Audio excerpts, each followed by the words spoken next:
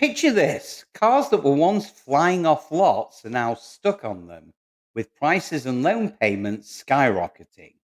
Car dealers are panicking and consumers are broke because the car market has flipped on its head. Sales were booming this spring as buyers rushed in, but that buying frenzy just evaporated. So in May 2025, US auto sales dropped by nearly 10%, and that is the sharpest slide that we've seen in years. You heard that right. We went from a springtime buying binge to a complete freefall. Now ask yourself this: can this go on?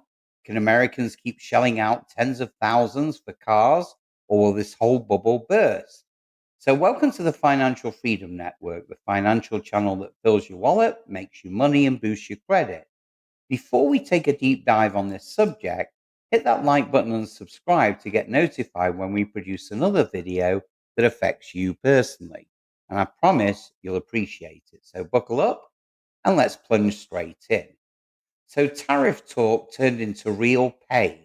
On April the 3rd, 2025, a 25% tariff on imported cars suddenly kicked in, followed by similar levies on parts a month later. Automakers and buyers rushed to beat the tariff in March, creating a very short lived boom. But by May, the bubble had burst. US light vehicle sales fell to a 15.6 million annualized rate in May 2025, and that was down from 17.3 million in April. So that slump, about 1.6 million fewer cars sold in 1 month, was the steepest fall since the early pandemic shutdowns, according to Reuters. So, in other words, Americans rushed to buy before prices spiked. And once that panic buying ended, well, demand collapsed. Meanwhile, prices remain sky high. Today, the average new car list price is roughly 50,000, and even a 3-year-old used car goes for around 30,000. That sticker shock is terrifying in itself, but on top of that, higher tariffs and double steel levies, up to 15% on US steel and aluminum imports, threaten to add hundreds or even thousands of dollars to every single vehicle. Ford itself warned that Trump's tariffs could cost it about $1.5 billion in profits this year alone. General Motors likewise pulled its full year forecast and even paused its stock buybacks amid the uncertainty. Now, here's some quick hits on the fallout so far. Truck sales were there down about 9%, and car sales down 10% this spring. And vehicle inventories are already tightening. Many dealers have little beyond pre tariff stock, and automakers are not just shrugging this off. Ford suspended its 2025 guidance outright, warning of massive cost hits, while GM froze its share repurchases. So, with sticker prices sky high, buyers stretched every way they can. To afford cars, people are signing up for ridiculously long loans and, of course, paying high interest. Right now, roughly 1 in 5 new car borrowers are taking out 7-year loans to keep monthly payments low. In fact, the average loan term is about 68 months for new car and 67 months for used cars. That's nearly 6 years. Now, at the same time, average monthly payments hit record highs: $742 a month on a new car and $525 on a used car. Well, all that debt adds up. So US consumers now owe roughly $1.65 trillion in auto loans. And that is actually more than all student loans and over 9% of total consumer debt. Last quarter alone, Americans borrowed $175 billion to buy cars. And these are crazily high numbers. Even more alarming, delinquencies are also spiking. Auto lenders report delinquency rates at the highest level in 15 years. Subprime borrowers, that's anyone with a credit score under 600, are the hardest hit. About 6% of subprime auto loans are over 60 days late, and that is the highest since records began, according to bankrate.com. A TransUnion report confirms auto loan defaults are near post 2009 peak. So, in short, Americans are falling behind on car payments, which is a bad sign for everyone. These strains make both buyers and lenders very nervous. One step back in inventory or credit standards, and the whole thing could tip. And it means bankers may soon tighten credit, making all loans harder to get. And without those easy 0% deals or big discounts, well, more buyers will simply stay home. Now, overseas supply has also seized up. US vehicle imports by sea have plummeted. According to shipping data, the volume of cars arriving at US ports in May 2025 fell a staggering 72% year on year. Now, that's only about 3,600 vehicles in 20-foot units of cargo space versus 13,000 a year earlier. Now, auto part imports have similarly tumbled by roughly 15%.